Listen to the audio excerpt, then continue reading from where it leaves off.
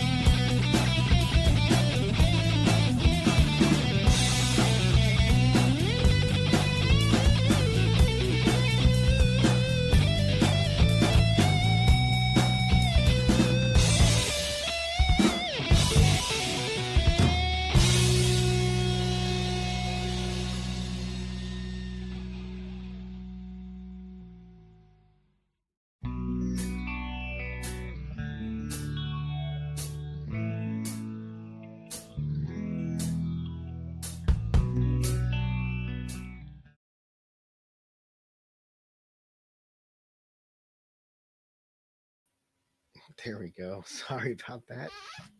I don't have my dual screen set up today, so unfortunately, it's a little bit more difficult for me to engineer a show. So, hi everybody. I am Jayme CheeseSlice, and I'm the producer engineer of Left on Left, where the left laughs out loud and keeps from crying. And today we are recording another episode for WBAI and the Progressive Radio Network.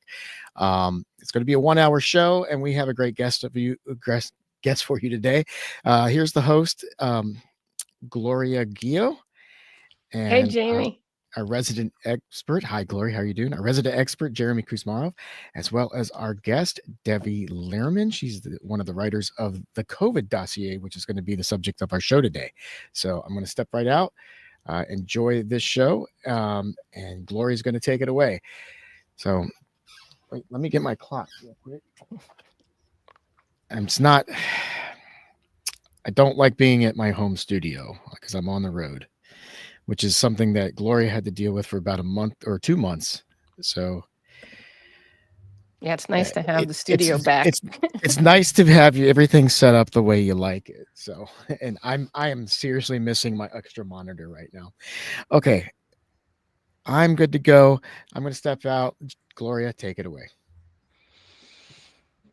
Hey everyone, welcome to Left on Left, where the left critiques itself and laughs out loud to keep from crying. I'm Gloria Guillo, a former administrator in New York City government, an investigative journalist, vice chair at WBAI Radio, and a co-founder of Green Renaissance Sovereign Rights Movement, a group so left it's right on. I'm joined here today by a resident expert, Jayme Kuzmarov. Jayme is a professor at Tulsa Community College, a historian, investigative journalist, and managing editor of Covert Action Magazine, an online magazine that focuses on CIA and deep state activity. Our producer and engineer is Jayme CheeseSlice. The opinions you hear are ours and that of our guests, not those of WBAI, the Pacifica Foundation, or the Progressive Radio Network. This content is intended for informational and educational purposes only and should not be interpreted as professional or medical advice. Listeners should form their own opinions. Today's show is on the COVID dossier. We can all agree there remains debate on how the COVID-19 event started and whether its worldwide release was accidental or intentional. Did COVID-19 come from bat soup at a wet market, or did it originate in a lab? Was the lab located in Wuhan, China, or in the US at Fort Detrick, or from Ralph Barrick's bioweapon lab at the University of North Carolina? Was COVID-19 spread unintentionally by human interaction, or intentionally from aerosolized spraying in China, Italy, and Iran, and then in the rest of Europe and the United States? Many were shocked to contract the COVID-19 flu unseasonably in summer and couldn't understand how they caught it while trapped in isolation. Many couldn't understand why the Chinese were washing down their cities while wearing hazmat suits. China, Russia, and other non-aligned nations were quick to call COVID-19 a U.S. bioweapon, while Washington, in an aggressively defensive move, named COVID-19 the Wuhan virus. We can all agree COVID-19 ushered in a huge transfer of wealth, which was achieved through the destruction of small and medium-sized businesses, and that the shuttering of the world economy became an excuse for $7 trillion in bailouts to New York Fed dealer banks to again shore up our crumbling financial system. We can all agree COVID-19 became a way to make surveillance more granular with vaccine passports and DNA swabs that brought us closer to digital IDs. But hold on to your hats, folks. Now we are learning today from our guest, a Brownstone Institute Fellow and retired science writer, Debbie Lerman, that COVID was not a public health event, even though it was presented as such to the world's population. COVID-19 was a global operation coordinated through public-private intelligence and military alliances and invoking laws designed for chemical, biological, radiological, nuclear weapon attacks.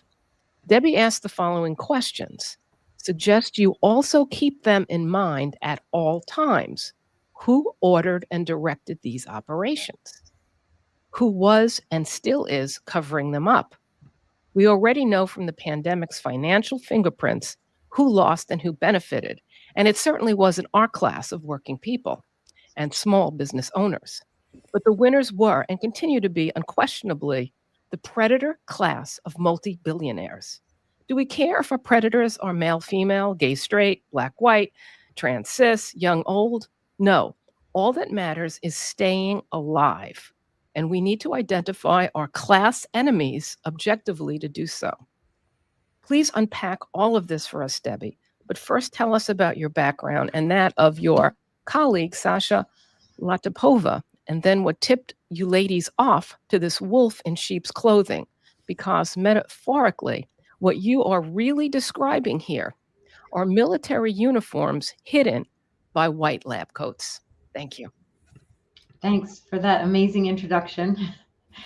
And I'm so happy to be here. Thank you for having me.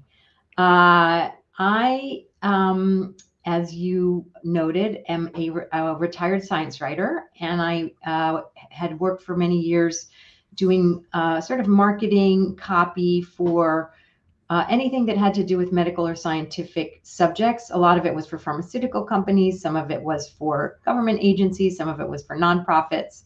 But mostly I was just very comfortable with reading and translating scientific literature for various audiences. But then I stopped doing that, and I did some visual art for about 10 years until COVID. And when COVID happened, I immediately knew that the whole thing was a lie. I was very lucky, I think, because a lot of people panicked and a lot of people bought the narrative, at least at the beginning. But what I did was I just looked at the numbers, because that's what I do. I looked at the mortality and at the infection fatality rate. And from the very beginning, it was very clear, and the numbers that were coming out of China, that it wasn't very lethal. And that the only people who really were in danger, even a little bit, were old people with comorbidities. So once I learned that for myself, that it wasn't dangerous for me, for my kids, for my family, I just stopped thinking about it. And I thought that it would be treated the way every virus in the history of humanity has ever been treated, or any outbreak, I should say, of infectious disease, where you wait until there are cases, and cases are, in the past, before COVID, it's when somebody is actually sick and requires treatment. So you wait until there's a cluster of cases and you treat it. And if it's something like Ebola that's super contagious and super deadly, then maybe you need to isolate the patients, or you need to quarantine them for a while. But you do it on a local level, you do it sort of at case by case level, and everybody else just lives their lives. And that's how every single outbreak of every disease has ever been treated. And so there was no reason for me to expect that it would be treated any differently. And then March 2020 came along, and all of a sudden they were treating it as if it was some kind of other thing, other than just a regular outbreak of a novel viral disease. And so everything that they were doing, lockdowns, distancing, masking, quarantining, counting cases according to positive test results instead of according to actual people who were getting sick, not letting people visit their relatives who were dying in the hospital. I mean, all of the atrocities that were happening. And then, of course, the vaccines and the vaccine mandates, but I'm talking about way before that, was so obviously the opposite of what a public health response should be, that I got really worried and scared, because everybody was talking about that as if it was normal, or as if this is something that we absolutely had to do. And particularly, I was upset because I was a very left-wing liberal Democrat at the time, and had been all my life. And so I read the New York Times, and I listened to NPR, and I believed everything that they said, more or less. And all of a sudden, they were lying constantly about everything. And so that was probably the most upsetting and shocking thing to me. They were fomenting panic instead of telling people the actual true numbers and the true dangers. They were exaggerating, they were misleading. And doctors and the medical profession, I mean, everybody was just completely saying the opposite of the truth and the opposite of what would have been the correct public health response. So I lost everything that I pretty much had faith in. I lost faith in the media that I had believed in. I lost faith in the medical profession and academia and the arts, because I was an artist, and all the entire arts community completely collapsed and gave in to all of this stuff, and couldn't identify the absurd totalitarian nature of it. And when I tried to point it out, people got mad. So I also, lost a community and lost friends. So all of that led me to fighting battles. I just started fighting battles locally because I didn't really know what to do. I tried writing letters to newspapers and op-eds, and of course nobody would publish them. And then I tried fighting, the Philadelphia schools, about masking and about vaccine mandates. And I tried fighting all kinds of institutions that I am affiliated with, like arts institutions. And all of that was very frustrating because none of it really came to anything. But finally, I found the Brownstone Institute, which was founded in 2021. And I found it, I think, in early 2022. And I started writing for the Brownstone Institute. And once I had that platform, I was able to actually do some really in-depth investigations into what actually happened. And so that's how I started my journey into the rabbit holes, very deep rabbit holes that are related to COVID and the COVID response. Did that answer all? Yeah, that did. That was great. It also reminded me of just a little story. I was walking down the street with my good friend Martha Rowan, and it was the middle of winter. It was in New York City, and the height of COVID. It was winter, and we weren't wearing masks. You don't need to wear a mask outside. I mean, you can argue you don't need to wear a mask at all, but you certainly don't need to wear one outside in winter when there's nobody on the street. And this man, middle-aged man, kind of walked up to us, not so close, he kept his 6 feet distance, and started screaming at us that we weren't wearing masks because we were Trump supporters. Mm-hmm. Now, I've never been a Trump supporter, and neither has Martha, but it was some kind of, it was presented to us all as some kind of a division between the Democrats or the liberals and the Republicans and the conservatives, when that had nothing to do with it. We just didn't want to wear masks outdoors. We thought it was foolish. And that was the only reason. Thank you.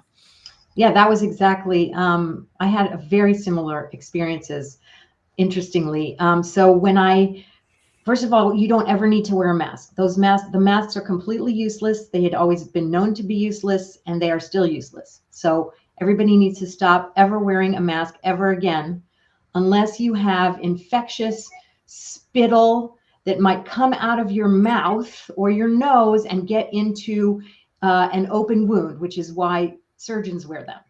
Otherwise, for a respiratory virus, they are completely useless. I want to really, really emphasize that. And that was well known. The WHO knew that. The CDC knew that. All doctors knew that. They learned it. My husband is a doctor in medical school. My husband was an oncologist, and his patients who were severely immunocompromised would ask him, should we wear masks with that? And he always said, no, absolutely not. It's absolutely bad for you. You don't want to cover your face. You don't want to hinder your breathing, and it's not going to help you at all. And it's not going to protect you from viruses. So I just want to add, it doesn't protect you also because the particles are aerosolized. They're very, very tiny, and the mask can't filter them out. The mask, yeah, it's like trying to stop mosquitoes with a chain link fence. That's the analogy that I would use. But your experience, I had a very similar experience when I said to my friends, I tried to present the data on masks and on how dangerous the virus was. So it was very clear from the beginning that it was age stratification was very, very steep, meaning it was dangerous, or it was affecting people who are about 75 years and older, and otherwise it really wasn't affecting anyone, particularly children. It wasn't affecting. If I said to someone, it doesn't affect children, they would say to me, are you a Trumpist? and that actually scared me more than anything, aside from the media propaganda, because what it meant was that the propaganda was making people, instead of looking at the actual facts of the matter, which are, who is it affecting, and how do masks work or not work, and how do all of these measures that we're doing work or not work, instead of looking at the facts, they were just looking at it through this weird political lens, and they refused to engage on the facts. And when people refuse to engage on the facts, that's super scary, because then you actually can't have a conversation. Can you tell us a little bit about Sasha's background? Sure. Who you work with? Yes. And how does that work? You both write independently, or you write something and then she writes something and then you combine it? How do you guys work together? So Sasha Latypova is an independent researcher. She was a pharmaceutical executive. She had her own company where she worked to help pharmaceutical companies run their clinical trials in a way that was compliant with FDA and other regulations, and run their manufacturing. So she's an expert on good manufacturing practices, which is how we ensure that our pharmaceutical products are not adulterated, are not poisonous, that what they say is in the box or in the pill or in the vial is actually what's in it. So she was an expert on all of that, and she had her own path towards figuring out that something was wrong. She got shocked. She was shocked when hydroxychloroquine was all of a sudden said to be poisonous and dangerous, because she knew that it wasn't. Her husband was taking it because he has lupus. And she knew that it was a completely safe and effective for many things. And even if it wasn't effective for COVID, it certainly wasn't.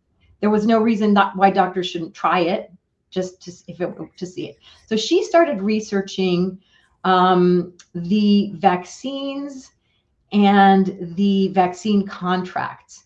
And she found a lot of crazy stuff. First, she found out that there was a huge variability among the batches of vaccines. So each batch in terms of adverse event reporting. So there's an adverse event reporting system, VAERS, and in VAERS, some of the batches had like 0 side effects and deaths reported, and some had a huge amount.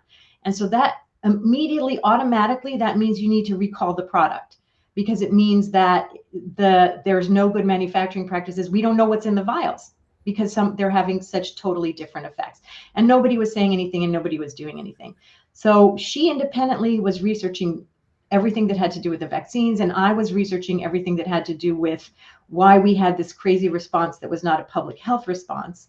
And what I found out was that it was not public health at all, as you said in the introduction. It was a national security operation. And so I published an article showing the plan, the United States government plan for COVID, where it shows in the org chart that the National Security Council is in charge of the policy. So not HHS, not NIAID, not Fauci, none of these people were in charge of the policy, which means what are we going to do? It was the National Security Council, which is an advisory council to the president on military and intelligence, basically on wars and terrorism. Now they've changed the definition, and they've added pandemics and all kinds of climate crises, like every kind of crisis. But usually, normally, it was just supposed to be for wars and terrorism. And so I published that, and Sasha found it. And so she was using my research, and I was using her research, and we got in touch with each other and sort of corresponded with each other, but we didn't really write together until the COVID dossier. So the COVID dossier is a compilation of everything that we know so far in terms of just facts that point to the claim that you read in the introduction, that COVID was a coordinated global military intelligence operation. And Sasha's contribution, aside from all the research that she did on the contracts, which were military contracts, and on the everything else that had to do with the vaccines, was that she had a leak. Somebody leaked a recording to her from a meeting at AstraZeneca, which is a pharmaceutical company. They produced some non-mRNA, I think they were DNA vaccines, but they produced vaccines that were used in England, and they were part of Warp Speed. And two senior executives at the company in this recording are talking about what happened at the beginning of the pandemic. And they talk about how on February 4th, 2020, they got a call from the Pentagon, February 4th. And the Pentagon said, this is a national security emergency. And on February, and that sounds weird, but here's why that is extremely newsworthy. Because on February 4th, there were no deaths in the United States from COVID. There were about 12 reported cases, meaning positive test results. So there was nothing happening on February 4th in the United States. There were around 500 deaths in the entire world, including China, attributable possibly to this virus. So the fact that the Pentagon called the pharmaceutical company to tell them that this was a national security threat is extremely, extremely important and suspicious, because there was no national security threat. So, or maybe there was, but it certainly wasn't the virus that we were being told about. And the reason why that was a wonderful thing for the pharmaceutical companies is because if it is classified as a national security threat and not just a zoonotic virus, then that unleashes an entirely different regulatory pathway where they can develop countermeasures without any regulation or oversight at all. And that's called Emergency Use Authorization Act, which is how they got all of that stuff through. But the trigger was on February 4th. And then the other thing that happened on February 4th, why that date is very important, and that's when we actually released the COVID dossier originally, is because on that date, when they told the pharmaceutical companies that this was a national security threat, they also, the HHS Secretary, made emergency declarations for the specific purpose of emergency use authorization and the PrEP Act. And those two things, it's extremely important for everybody to understand, are, especially the emergency use authorization, is in the law. It is written that it can only be invoked in cases where there is a threat of an attack by a CBRN. You said that in the introduction. CBRN, which is a weapon of mass destruction. So chemical, biological, nuclear, or radiological agent. That's the only way you can invoke emergency use authorization. So by invoking it and by saying that there was an emergency on February 4th, when nothing was happening at all in the United States, and when it was clearly, nothing that the public was being told would suggest that there was a national security emergency that we, and if there was, why weren't we told about it? It was issued in order to enable the pharmaceutical companies to start using this other pathway for developing countermeasures. And this other pathway is a pathway where you don't have any good manufacturing practice regulations or oversight, and you don't have any regulations or oversight for your clinical trials. So any claims of safe and effective, any claims of that we know what's in the vials or that we have any control over it are not based on reality or fact. And that's so Sasha and I came together because we both were working on that same thing. We had both kind of converged basically on that very important point that we feel still is not being publicized enough, even among people who are critical and who are in the dissident press or whatever, in the non-mainstream press about COVID, because everybody still talks about it as a public health event and something that Fauci did. We have to get Fauci. We pardoned Fauci, now we have to unpardon Fauci. Fauci, yeah, he's a bad guy, but he didn't do it. Okay, he's not in charge. Nobody in the public health agencies was in charge at all. It was biodefense experts, and in our dossier we have names of the prominent people in the United States and in many other countries who were active in the biodefense industrial complex. And it's an international public-private partnership, which involves an enormous number of companies and agencies, academic institutions, all working on bioweapons, biowarfare, and countermeasures to the bioweapons. And those countermeasures are the mRNA vaccines. One of the key points that you bring out in the EUA and PrEP Act is the fact that they're indemnity. They grant indemnity. They're like a shield so that the pharmaceutical industry, doctors, whatever, cannot be sued for the side effects or for lies, misinforming the public. So I think what you brought out is that is this shield. So do you want to talk a little bit about indemnity? because I think Sure. that seems to get lost in the sauce, and that's really what allowed this. It's what gave it legs, so to speak. Yeah. Yes. So you can't, yes, that's true. So you can't really have EUA. So EUA is the pathway for developing a countermeasure, or it's really not supposed to be developing. It's supposed to be you just take it out of your stockpile, or you take something that's already available. All of these laws are intended for cases of emergencies involving weapons of mass destruction. If there's an emergency involving an anthrax attack, let's say an anthrax attack on New York City, then what you want to do is you want to shut it down. You lock down. You shut down the area until you can figure out what's going on, how many people are affected, where they're affected, and you rush countermeasures, whatever you have. If it's in the stockpile, if it's somebody says like, oh, this might work, and we're just going to take this generic thing or this other thing that might work, and you're going to rush it and you're going to give it to people.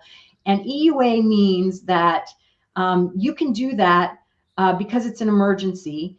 And the PrEP Act is the part that gives you immunity or legal indemnity. So that means that because it's an emergency and you're just rushing these things to a location where there's been an attack with a bioweapon, let's say what you use is actually not very effective, or it actually kills some people or hurts some people, but it's such a crazy state of emergency that you're not going to try to go and sue anyone who was administering the countermeasures in that situation, because it was such an emergency. And so the PrEP Act is intended to protect anyone who uses countermeasures in that kind of emergency situation. But they applied that EUA, which is supposed to be extremely local and extremely limited in time and space, and they just made it global, and they made it indefinite in timing. And they use the PrEP Act so that anyone who manufactures, packages, ships, labels, administers, advertises, anyone who has anything to do with that countermeasure cannot be sued for any damage that is done by that countermeasure. And that's why, despite all the injuries and deaths that have been caused by the mRNA vaccines, mRNA products, I should say, or mRNA injections, nobody has successfully been able to sue anyone. And the other reason is that the PrEP Act, the perpetrators are a public-private partnership. So that means the government and the pharmaceutical companies are on the same side. And when you asked in your introduction, who is us and who is them, one thing that we have to add to the list of, black, white, male, female, young, old is right, left, and Democrat, Republican, because it has nothing to do with that. The government, everybody, right, left, the uniparty, and the pharmaceutical companies are in this together. And they partnered on making the vaccines. They partnered on administering the vaccines, mostly through the military. And that was true in every single country. The military in every country was in charge of the entire vaccine operation, which is crazy. If you sue Pfizer, the Justice Department, which normally is supposed to protect us from the abuses of the private sector, but now the Justice Department, which is supposed to be on our side, on the public side, is actually going to partner with Pfizer and say, actually, no, not only are we not going to sue Pfizer, but we're going to actually try to stop you from suing them. I have a question for Jayme, our expert. Okay, well, I had some questions, but good. Let me ask you a question first. My understanding of fascism is this marriage between the corporations and the government, and that's how I understand fascism. Could you elaborate a little bit on what is fascism? Because this quacks like a duck, looks like a duck, and maybe it's a duck. Well, I'm not more of an expert than you on that. I think you're right. Yeah, fascism is a merger of corporations and the state, and you saw that in European fascists. A lot of European fascism. A lot of it was the growth of powerful military industries that were connected with the Hitler government and his military conquests. But this just seemed like a different variation of it. And the left is so focused on Trump and the threat of fascism under Trump. But I think the implications of what Debbie is telling us is that this is something much bigger than just Trump. And it's the short-sightedness, and maybe that's what the ruling establishment wants us to believe, that it's just Trump, and to fight fascism we have to remove Trump. But really, there's a much broader structure in place here. And I guess that leads into the questions I have, because there are a lot of implications of what you're saying, and a lot of question marks. I mean, one question I have, so I wanted to get your opinion, Debbie, is, the question of, well, firstly, there are some people I've talked to who feel that that COVID-19 is not actually even an illness, that it was manufactured, whereas others are debating how it was, as Gloria suggested up front, and there seemed to be strong evidence for lab production through the gain of function research. And the Robert Kennedy book presented that as a bioweapon that had been an offshoot of Cold War, germ warfare and biological weapon programs. So I was wondering, Debbie, where you stood on both those questions, of whether there is a COVID-19, and if there is, what do we know? What's the latest we know about how it was manufactured and released? And then I guess another question would be the vaccine. What would the purpose? This doesn't seem to be a health program. It's a military program. So what are the implications, if you could spell out, for the vaccine? Is this some kind of bioweapon or test they're performing on the public, or what is it? So those are my two questions for now. Okay, those are good. Those are big. I'm going to say something that might be shocking or surprising. It doesn't matter where COVID came from, and it doesn't matter what it is. And the reason is this. COVID, the virus, whatever it was, SARS-CoV-2, did not destroy the world. It barely killed it killed some people, but not a lot. Certainly not as many as they said. What killed the world was the response. So the lockdown until vaccine response, which as Gloria said in the introduction, it killed the middle class. It killed small businesses. It transferred trillions of dollars in wealth to the uppermost 0.001 stratum of society. It destroyed children's educations. It threw like 100 million kids in developing countries into abject poverty. It increased, child labor, child marriage, like every bad outcome that you could possibly imagine for the population of the world, while increasing the power and the wealth and the control of the global corporate and technocratic elite. Okay, so it is the purpose of the dossier is actually to shift the focus from asking and obsessing about where did the virus come from? Was it a virus? Are there viruses? Was there a virus? That we can talk about that a lot, and I'm willing to talk about that. But no matter what the answer to that question is, it doesn't matter in terms of what happened with COVID, because what was important for the people who planned and executed COVID was not the virus, it was the response. They needed the lockdowns and they needed the vaccines for their response. So I can answer what I think about the virus and where it came from. I think viruses exist. I think that this virus probably came from a lab in Wuhan. I don't think that it was very lethal. I think they made it to be more infectious. Sasha will tell you something completely different. So Sasha has a different take on viruses and on infectiousness. And so we totally disagree on, where the virus, on what the virus was and how infectious it was, but we completely agree that that's not important. We can sit and argue about that all day. And even if we knew where it came from and what it was, that wouldn't matter at all. And even if we stopped all gain of function research and the COVID response would still happen. So my hypothesis, my sort of working theory is that there's this huge biodefense industrial complex. It's a global public-private partnership.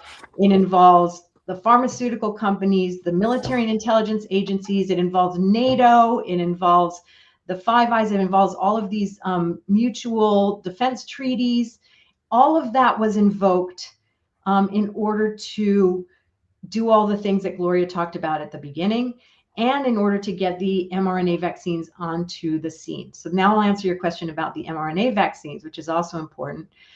So there's a lot of controversy about that. I think calling the vaccines a bioweapon is not a good idea because bioweapons, by definition, are biologically occurring, naturally occurring pathogens that can be used as weapons. So a vaccine by definition can't be a weapon. It could be a chemical weapon, you know, because it's made out of, it's artificial, it's made out of chemicals. But let's not call it a bioweapon because I think that just muddies the water. If we want to talk about bioweapons, we can talk about in the lab in Wuhan or in bioweapons labs, they are trying to take naturally occurring pathogens and make them more lethal, more transmissible. And they're also trying to create countermeasures to those pathogens because they're constantly worried about whether we're going to be attacked with them. And so we need to protect ourselves from them. And we protect ourselves from them with vaccines, they say. Now, these aren't vaccines at all. They changed the definition of vaccine because a vaccine is supposed to stop infection and transmission. And it's also supposed to include either an attenuated or a dead pathogen that your body then creates immunity towards. So none of that was true of the mRNA vaccines. So why did they want to get them out and give them to the entire world's population? Personally, I don't think it's because they wanted to kill everyone. Sasha would disagree. So again, maybe they were using them for population control because I do believe that the global technocratic elite class, and it's us versus them. There's no Democrat, Republican at all. It's us, the population of the world. They think there's too many of us. And they think that most of us are just useless eaters. And so it's us against the class that thinks that. And the class that thinks that is not a Republican Democratic class. It's just a bunch of billionaires and corporations and all the entire huge conglomerates that they have formed, which include propaganda and censorship industrial complex. All of Silicon Valley is part of it. And all they want is just to exert more control and more surveillance so that we don't, God forbid, rise up and, you know, try to oppose what the control mechanisms that they're trying to put in place. So what the dossier reveals and what I think COVID reveals, and this is why I really would urge people to not focus too much on the virus or on the gain of function. That's okay. It's interesting, but that doesn't really lead us to the root of the problem. The root of the problem is not that people are messing around with viruses in labs. The root of the problem is that there's this enormous global network of control that's being laid out and that COVID very much accelerated. And so in Sasha's opinion and in some people's opinions, the mRNA vaccines are being used to lower the life expectancy of the population, for infertility, because they do cause infertility, and to kill people. In my opinion, that wasn't the goal. In my opinion, what the technocratic globalist class is interested in is controlling humans even on the level of the genome. And they think that they can use genetics and biotech in order to manipulate their own traits in order to live forever with, now I have to clarify, I have to say that I don't believe any of that is possible. So The good news is, and Sasha and I actually both agree, this is something that we agree on. The good news is that all the stuff that the technocratic globalists think they can do with genetics, with manipulations, is all science fiction. It's science fiction. It's not going to happen. They're not going to be able to upload themselves to computers. They're not going to be able to enhance themselves with computer chips. And they're also not going to be able to create an internet of bodies, which is what some people believe the vaccines were for, which is to inject us with some kind of nanobots or something. Sasha and I both don't think that that's possible. I've seen no evidence of that. In fact, it all is complete and utter fantasy.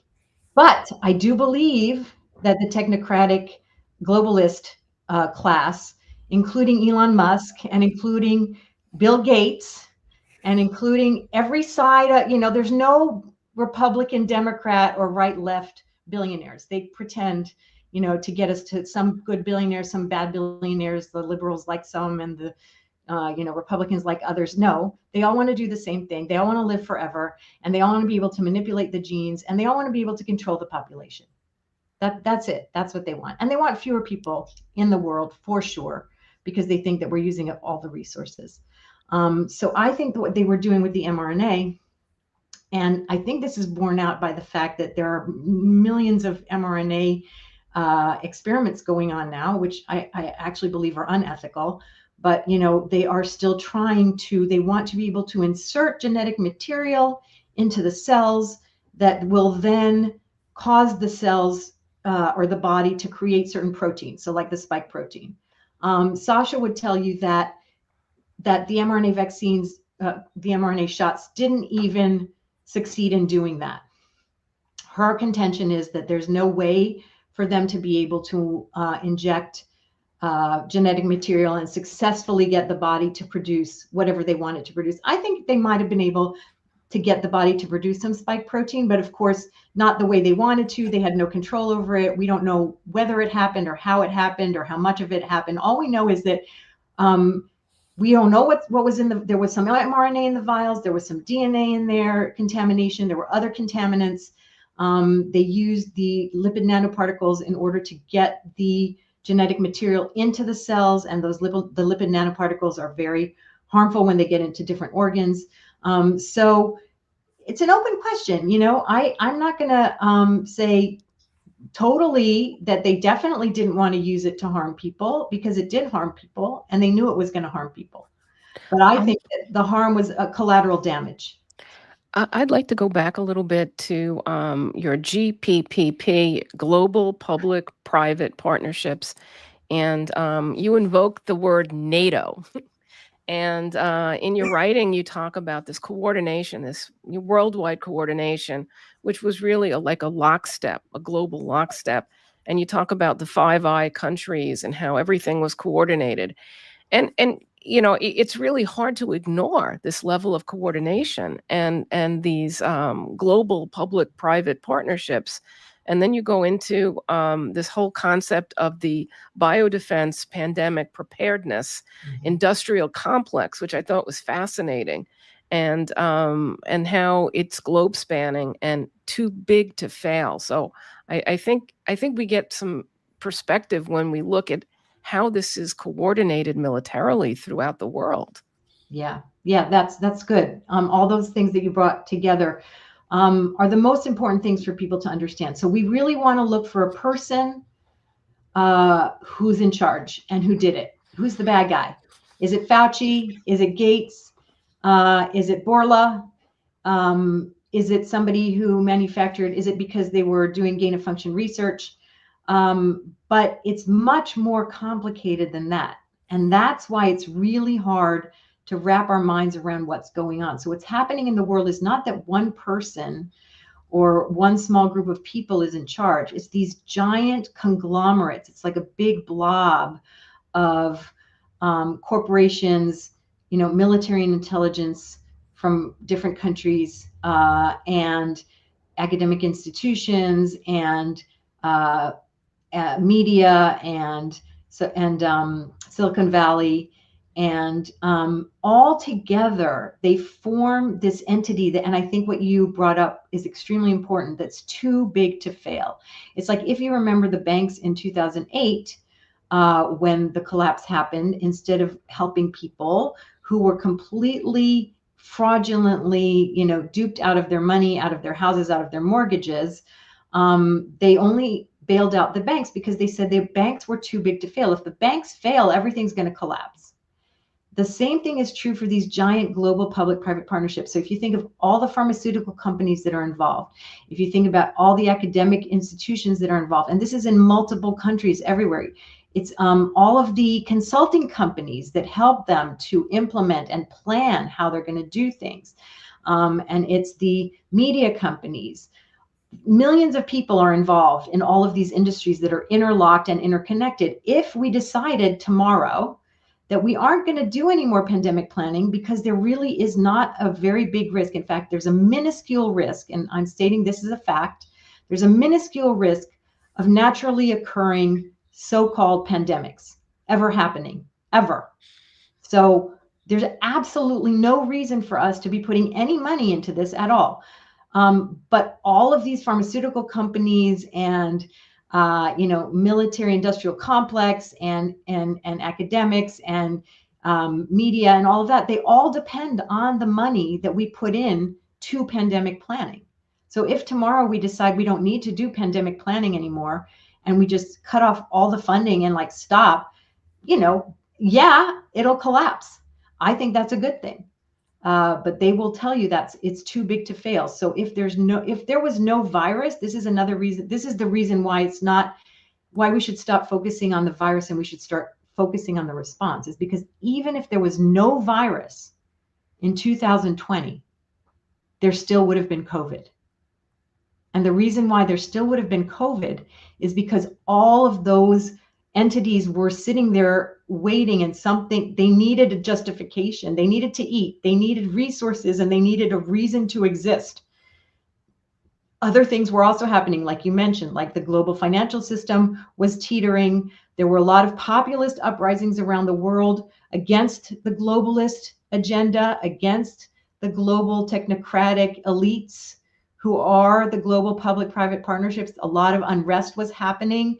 They always have to have an emergency in order to justify all the money flowing into the military industrial, biodefense industrial complex. And so they kind of ran out of reasons why they needed so much money. And so they needed a very big threat. And so this was the threat that was used for all of it. Sustains this giant global conglomerate entity that is basically controlling us. And that is, they control politicians, they control the media. And when I say they, what I mean is this whole entity. It's really hard to wrap your mind around. So there are consultants who work for McKinsey, and they are in charge of helping to, and this is true during the pandemic, they were hired by governments. This is a public-private partnership. The private companies, the consulting companies, the PR companies were hired to help with, getting the vaccine propaganda out, making sure that everybody was propagandized about the vaccines, making sure that everybody got the vaccines, and also even before that, doing the propaganda and censorship about how dangerous the so-called pandemic or virus was. So that's just what. So all the people who work for McKinsey all over the world, they had a job to do. They didn't plan it. They weren't evil. Each one of them wasn't an evil, master sitting and saying, "Oh, we're going to do this." They were just told, "Okay, there's this danger, and now we need to tell everybody about it, and we need to make sure that nobody speaks out against it, and we need to make sure that we help every government logistically to figure out how they're going to distribute the vaccines, and we're going to work with the military, and the military is going to actually do the distribution and the administration of the vaccines." So then you have the whole military in all of these countries. And then you have the biowarfare, bioterror intelligence part of the operation. So they're the ones who probably kind of could flip the switch and say, okay, we're going to call this a bioterror attack, or this is or isn't. You know, some of them might have thought that it was, maybe it was. But again, they're all sitting there, and there's not one person or one organization that's controlling it. It's like an enormous network, and they're all working on the same thing. And then you have Ralph Baric, and you have all the scientists who are working on researching countermeasures. And that's where all the money is going. And that's why all the research institutions are researching this and not something else. And you have the WHO, you have the international organizations with hundreds of thousands of people, you know, who are affiliated with them in all different countries. So you just have to think about how huge that is. And the term too big to fail, I think, definitely applies. And what's scary about it is that that enormous network is still in place. And well, it begged the question, how do you fight back? Because I mean, the traditional leftist approach, you know, doesn't seem to work here. You know, I mean, in the past, you know, they would favor reining in large corporations through antitrust or nationalization. But I don't know, since this is a global phenomenon, how do we fight back? Yeah, that's the big question. So the first step in fighting back is understanding what's happening. I would say to all listeners on all political sides, and I particularly appreciate your audience because I come from the left. And so I would beg and plead for people who are on the left to stop talking about it in political partisan terms. It's not about Trump. Trump is not the problem. Trump is a tool of the global technocratic monster that is trying to eat us. And so the first step, and if we don't do this, there's no more steps, Jeremy. So like this is the first and necessary step. Before we can do anything else, we have to understand the problem. And so we have to stop talking about it in partisan terms. The left has to stop talking about Trump and stop talking about Elon Musk. Sure, they're terrible, but so was whoever was running the Biden administration. It wasn't Biden. And so were all of the billionaires who are so-called democratic billionaires like Bill Gates and Soros. It doesn't matter what label you put on them. They all have the same goal, and their goal is not in our best interests. So yeah, Trump and Musk are bad, but they're not worse. I promise they're not worse than what was going on before Trump and Musk. And so that's step one. If we can get past that step, we're golden, because nobody actually is going to agree to any of this ever again. If we can't get past that step, then next time Trump says something, the entire left is going to be like, no, we're going to do the opposite. So if Trump says it doesn't hurt children, we're going to go and we're going to lock children up for 2 years because Trump said it doesn't hurt children. Well, one of the things you said that I thought we should just bring up before the show closes, because we're really coming to the end of the show. You were talking about how you can just substitute, and this I think is also a Jeremy one too. Jeremy, you know, we always talk about how people are motivated and controlled through psyops. It's one of the things we love to talk about on the show for some reason. And one of the tools that are used is this propagation of fear. And, you know, Jeremy, as a historian, has looked at, you know, this fear tactic throughout history. It's very effective in motivating the population and driving in a narrative that favors the predator class over, you know, the rest of us.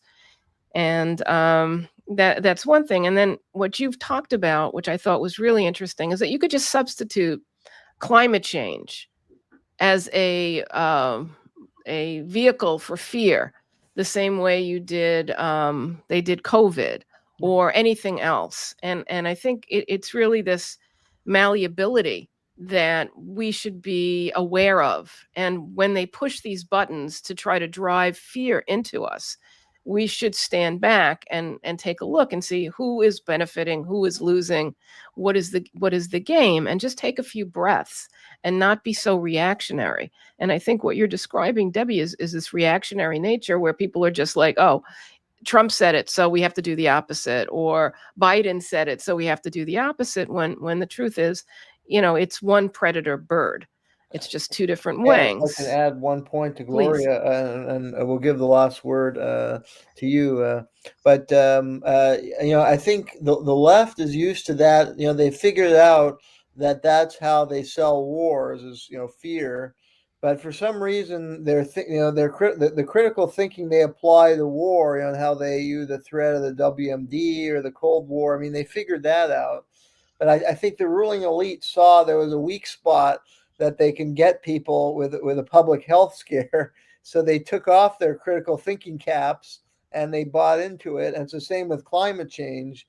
And they kind of frame it away, I think, to inculcate the fear among those groups that traditionally opposed or are more humanistic. So I think it's a success of their propaganda. I just wanted to add that, and the left has to start thinking critically that they're using the same techniques to sell war with these public health scares and environmental scares. But we'll give you the last word, Debbie, because you've been a great guest. Go ahead. No, you guys are absolutely right. Everything you said is correct. I think. And also, Debbie, tell us how we could find your work. Go ahead. Oh, after that, roll into how we could find your work. Okay. Thank you. It's so all of what you said, I agree with, and is very important. But I also think that the left is no longer the left, and the right is no longer the right. So we can't actually use those labels. So when you say the left used to do this, or the left was tricked. The left used to be the working class, anti-corporate, anti-war party. The left is now the pro-corporate, pro-war, professional managerial class party. So is absolutely not the left in traditional terms. And I think that anybody on the left who would like to adhere to the real values of the left, which are for the working class and against the predator class, will recognize that the current parties that call themselves left, like the Democrats, are no longer serving those interests at all.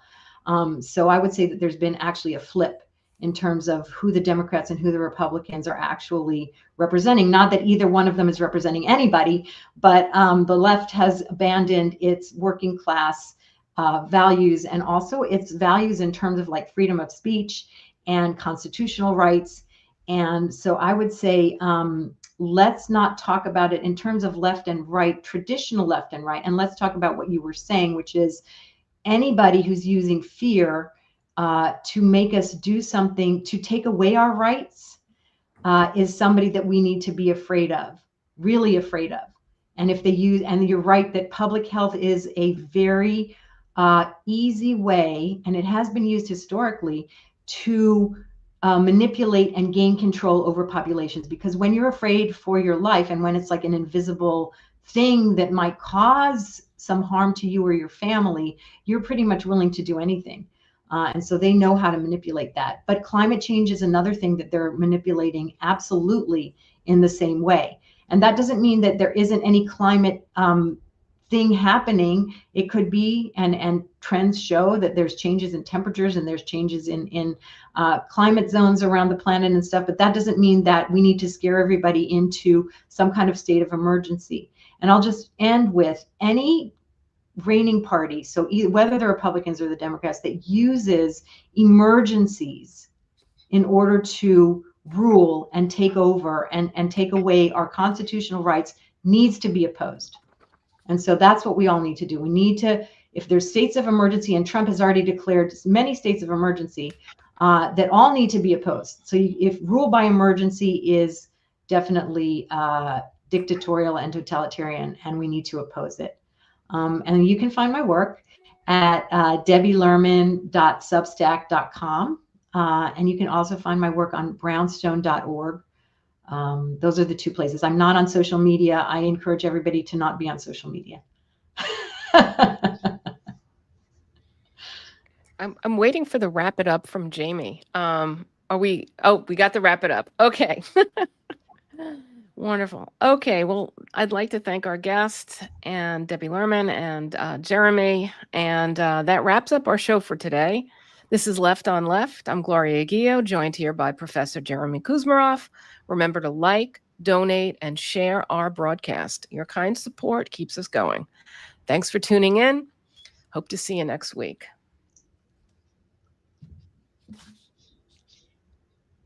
Okay, so Okay. we're still live, Yeah, but we're we're still not on the live. radio. That's well, right. thank you, Debbie. I have to run, but that was fascinating, and it's great to be connected with you. Thank you, Yeah, Jimmy. Thank you for I'll all this. follow your work, and hopefully we can stay in touch. That would be great. And thank you for all the excellent questions. Those were precisely the key questions that you asked. So thank you for that. Great. Thank you. All See right. you guys. Jeremy, one request from you. When you he's gone. Darn it.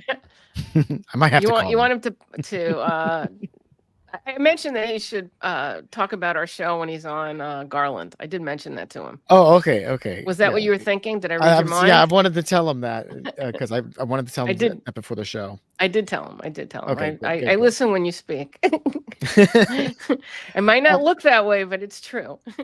Debbie, I do have one quick request. Can you talk about the two different plan of actions that were available and they decided to go with the military plan? Because when you're talking about that, it was breaking up on my end, and I just want to make sure I have you saying it in a clean recording. Sure. I don't even know if I really got into that. Well, I just need to know the names. You mentioned like there was a health response and then there was a military response. Yes. Oh, so the military response is lockdown until vaccine. So that's the plan that they use, which is lockdown until vaccine. The health plan. And you broke up again when you're talking. That's so weird. Sorry. It's so weird when you're mentioning the title. That's when you're breaking up. That's weird. Yeah, I guess they're watching. They always do. I know. I'm sure they are. So lockdown until vaccine. Okay. Did that come through? That came through. And my camera's messing up now. Okay. Well, the other thing that was all I had. I think we should just mention that always comes up is, how they had to say that chloroquine and ivermectin were not effective. And the reason that they said that was because they couldn't have the emergency declarations if there was a remedy. And I just want to put this out there to our listeners who probably already know this, but you never know, that it's not uncommon for doctors to prescribe medications off label. It happens all the time. I mean, something may be approved for, an issue with the prostate, but then it happens to reduce baldness. So they give it to someone who's got baldness to prevent baldness, but it's really for prostate issues. So, I mean, to go from the head to the crotch, we are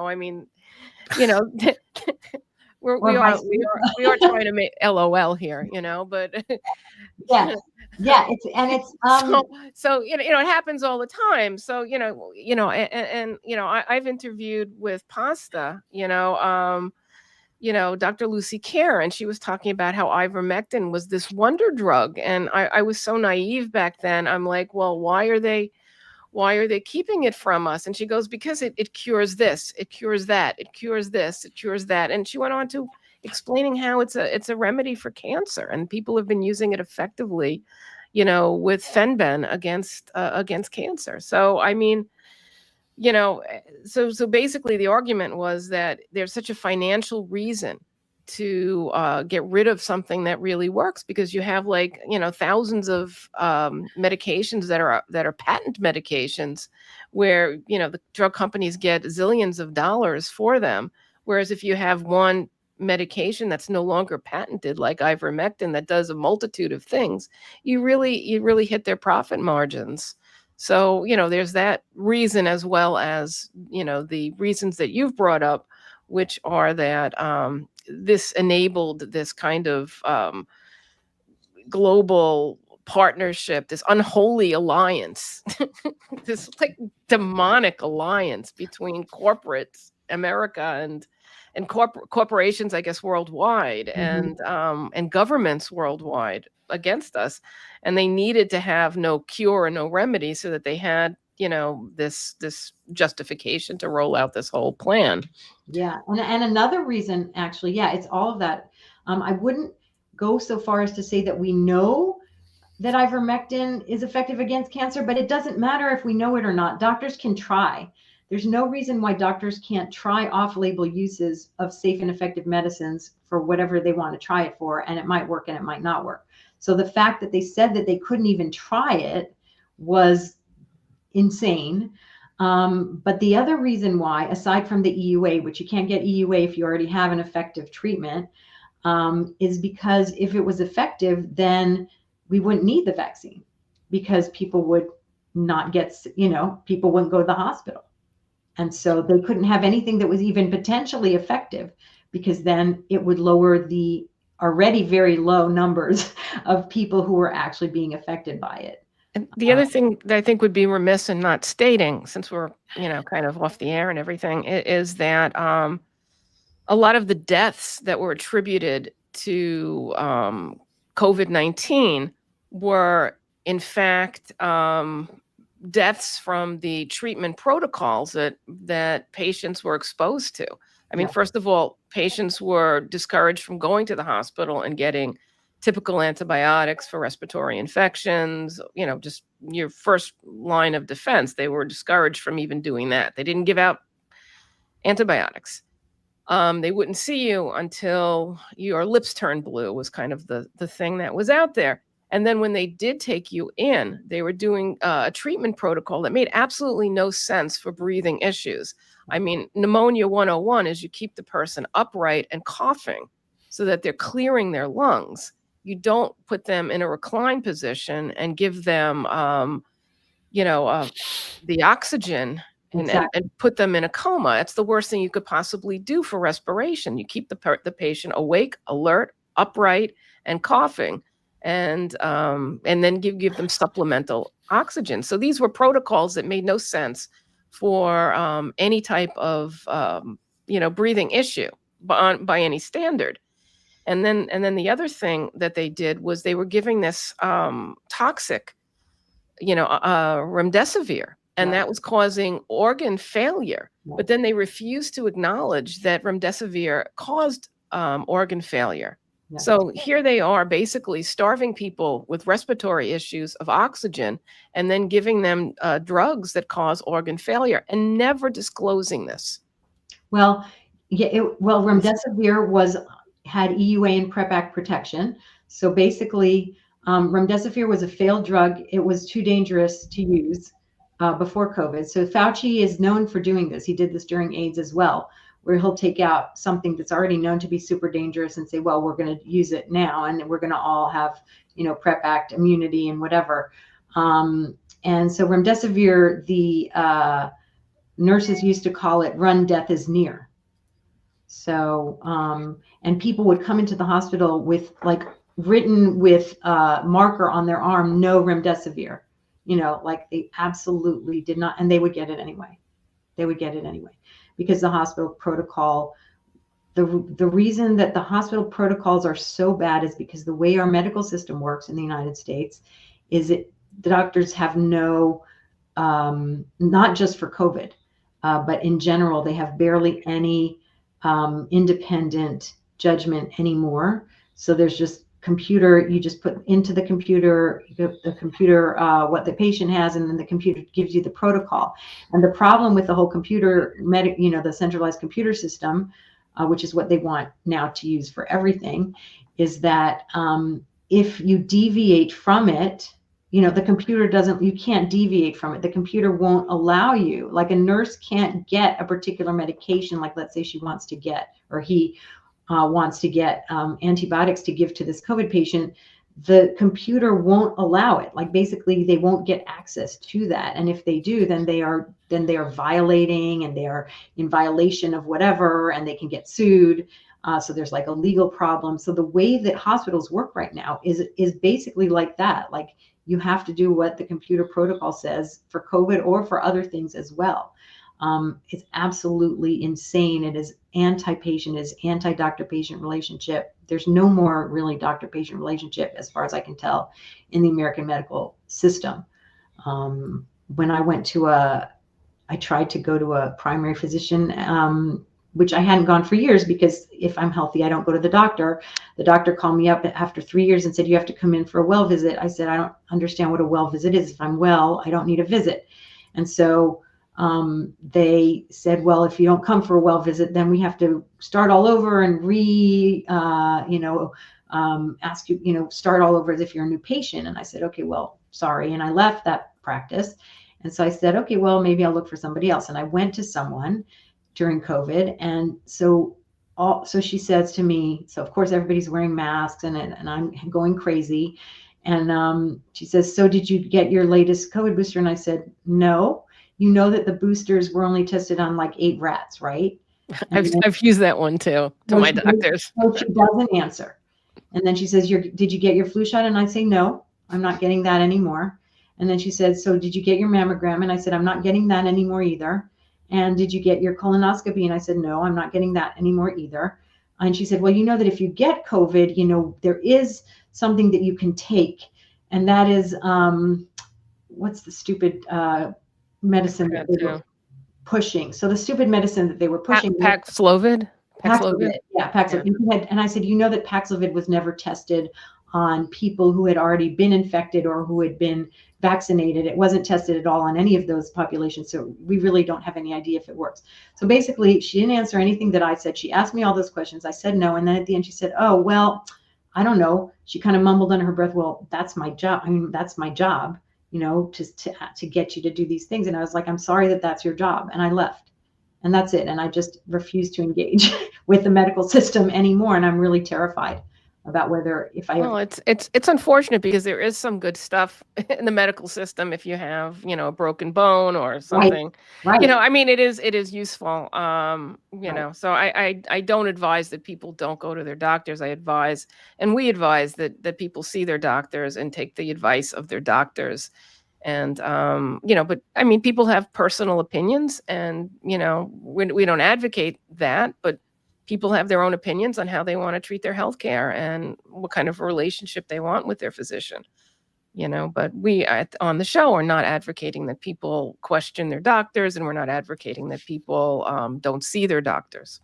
Yeah. You know, anyway, I think we should wrap up the show before we get in too much trouble today. Sorry, I didn't mean to get anybody in trouble. No, it's okay. That was just my personal experience. Yeah, no, it's personal experience is fine. We don't advise that to our viewers. We advise our viewers to consult with their doctors, follow their doctor's advice at all times, and think for themselves and do their own independent research. Yeah. We just offer an opinion and information so that people have a wide view and they can use lots of resources.